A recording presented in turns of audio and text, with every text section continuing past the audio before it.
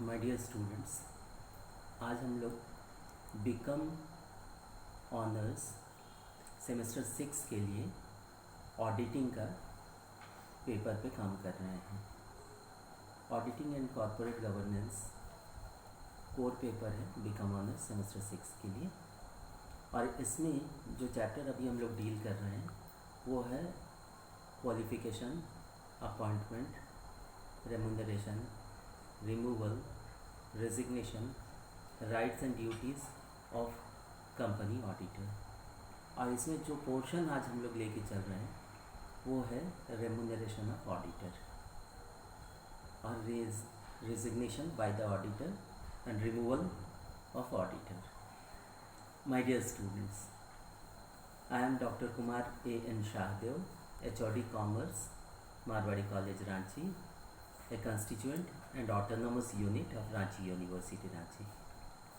My dear students, जैसे कि आप लोग जानते हैं कि ऑडिटिंग लैटिन वर्ड ऑडायर से स्टार्ट हुआ।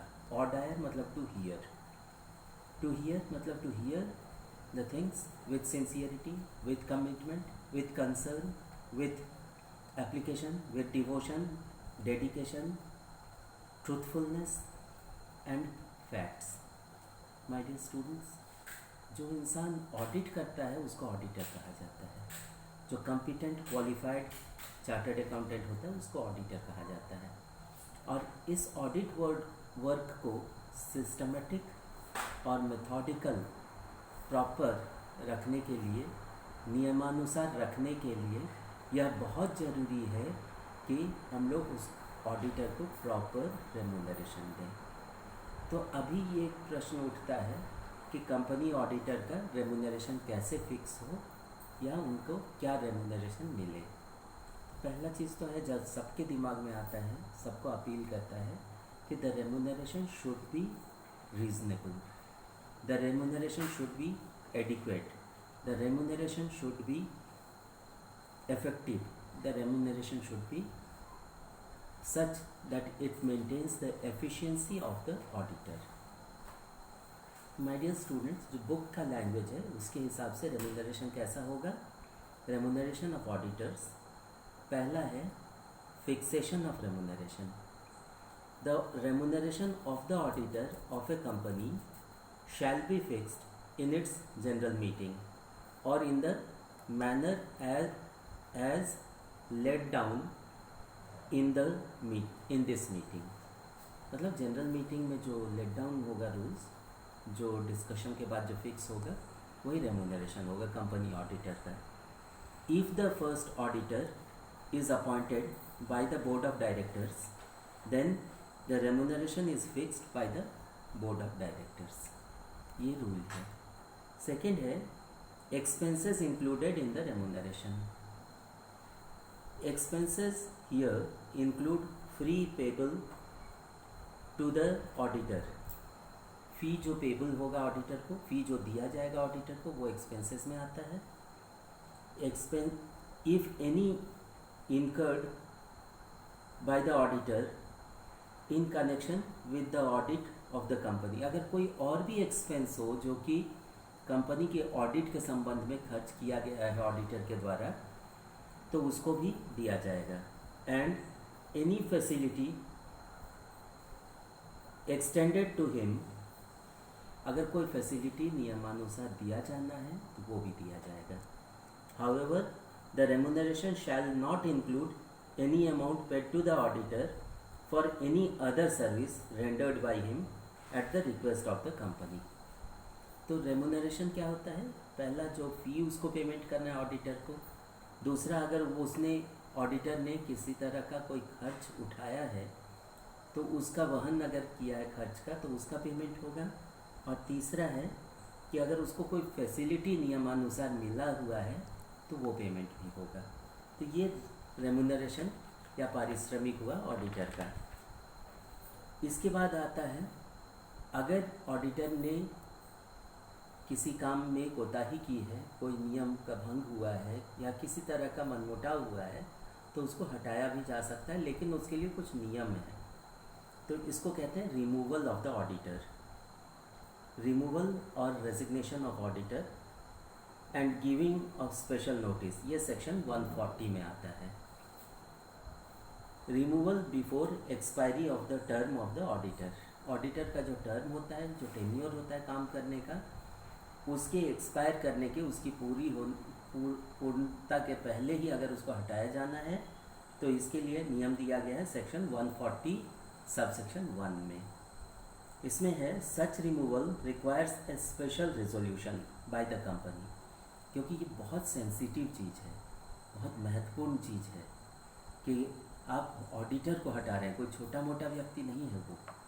जैसे रिलायंस ग्रुप ऑफ इंडस्ट्रीज़ में लाखों करोड़ों रुपया लगा हुआ है, कितने हजार इन्वेस्टर्स का, सभी इन्वेस्टर्स सभी बातों को नहीं समझते हैं, और ऑडिटर जो होता है वो उनके इंटरेस्ट को प्रोटेक्ट करता है और प्रमोट करता है। इसलिए जो उनके हितों की रक्षा कर रहा है उसको आप हटा रहे हैं, तो पहला ये जस्टिफाइड लगना चाहिए कि नियमानुसार उसका हटाया जाना जरूरी था। इसीलिए ऑडिटर को जब भी आप हटा रहे हैं तो उसके लिए एक स्पेशल रिजोल्यूशन होना चाहिए, प्रॉपर डिस्कशन होना चाहिए, सबको कन्विंस किया जाना चाहिए, तभी वो जस्टिफाइड लगेगा, तभी कन्विंसिंग लगेगा, तभी वो एज़ पर लॉ लगेगा, और तभी उसके पीछे मॉरल सपोर्ट और लीगल सपोर्ट आएगा। तो यहाँ पे है such removal requires a special resolution by the company after obtaining the previous approval of the central government as per rule 7 of CAAR 2014. According to this rule, the application of central government form ADT 2 with prescribed fees has to be made within 30 days of passing of resolution by the board and within 60 days of the receipt of the approval of the central government. The company shall pass a special resolution in the general meeting before taking any action for removal. The auditor shall be given a reasonable opportunity to of being heard. हो सकता है किसी तरह का communication gap आ रहा है, हो सकता है किसी बात पे हिच है, तो एक ऑडिटर जो होता है उसको एक जस्टिफाइड टाइम मिलना चाहिए, एक रीजनेबल टाइम मिलना चाहिए और अपॉर्चुनिटी मिलना चाहिए कि वो अपनी बातों को रख सके बोर्ड ऑफ डायरेक्टर्स के सामने और कन्विंस कर सके। अगर वो कन्विंसिंग होगा तो उसको सुनना है। इसके बाद आता है कभी कभी रिजिग्नेशन भी होता है ऑडिटर का, वो रिज़ाइन भी कर सकता है। तो ये है resignation bye the auditor, section 140 subsection 2 और section 140 subsection 3। Resignation normally auditor के तरफ से आता है और इसलिए इसके लिए एक विशेष प्रावधान है। In case the auditor resigns he shall file within a period of 30 days from the date of resignation. वो पर्सनल रीजन से भी रिज़ाइन कर सकता है, कोई ज़रूरी नहीं है कि कोई झगड़ा हो या किसी तरह का विवाद हो या किसी तरह की परेशानी हो, उसका अपना व्यक्तिगत कारण से भी, ओल्ड एज के चलते या किसी और कारण से भी रिज़ाइन कर सकता है ऑडिटर। तो इसलिए कहा गया है कि in case the auditor resigns he shall file within a period of 30 days from the date of resignation a statement in the form ADT 3 with the company and the registrar and also with the CAG, Comptroller and Auditor General of India. The statement shall indicate the reasons and other facts as may be relevant with regard to his resignation. If the auditor fails to file such a statement, and he shall be subject to a maximum fine of ₹50,000 which may extend up to ₹5 lakhs. तो इसलिए ये ज़रूरी है कि resignation जब होता है तो वो कन्विंस करे कि क्यों रिज़ाइन कर रहा है। सबको एक उचित लगना चाहिए, न्यायोचित प्रक्रिया के अंतर्गत इसका रेजिग्नेशन होना चाहिए और किसी तरह शक या शुभा नहीं रह जाए, इस बात का विशेष ध्यान रखना चाहिए। क्योंकि ऑडिटिंग जो होता है वो एक बिल्कुल ट्रांसपेरेंट प्रक्रिया है, एक वो स्पष्टता होनी चाहिए उसमें, वो न्यायोचित लगना चाहिए और यही ऑडिटिंग की सार्थकता है कि वो अकाउंट्स को, अंकों का परीक्षण करता है, अकाउंट्स को प्रॉपर वे में ऑडिट करके और एक रीजनेबल रिपोर्ट देता है जिस पे सभी की विश्वसनीयता बनी रहती है। इसलिए एक बहुत महत्वपूर्ण प्रक्रिया है और इसमें जब ऑडिटर को रिमूव किया जाता है या रिज़ाइन करता है वो, तब भी सभी चीज़ स्पष्ट होना चाहिए, तब दोनों पक्ष खुश रहते हैं, दोनों पक्ष के लिए सकारात्मक परिणाम आता है और दोनों पक्ष सुविधा से व्यापार कर सकते हैं। Thank you very much and all the best.